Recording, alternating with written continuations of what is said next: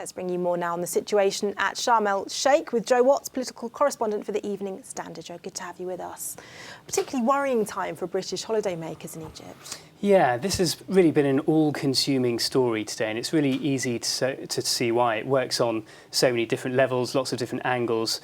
Of course, the main stuff is coming from the airport in Sharm, but you've also got the security fears there, the security fears about planes flying over the Sinai, and also this growing diplomatic row between the UK, Egypt and Russia as well. But as you said, it's the passengers at that airport that are getting most attention at the moment.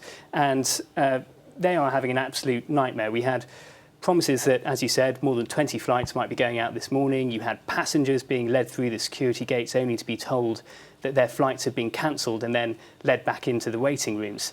Now, a big part of the problem at the moment is that the government doesn't seem to know exactly what's going on. It was Patrick McLaughlin, the Transport Secretary, this morning that said we should be getting more than 20 flights. That changed very quickly. He was also giving contradictory statements on when people's baggage was going to come home because, of course, it's not being taken on the same planes because of security concerns.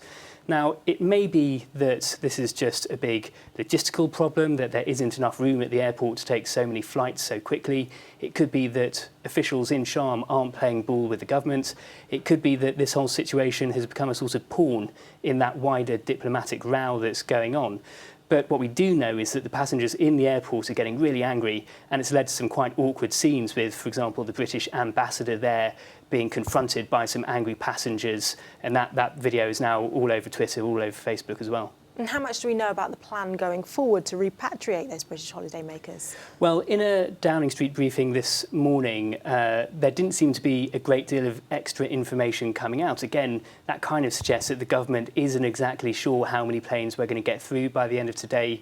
When we were asking them, how many is it going to be, they weren't giving concrete answers like they were this morning. It does seem that those talks between the British and the Egyptian governments are going on at the top level, but how fruitful they eventually become, we don't know yet.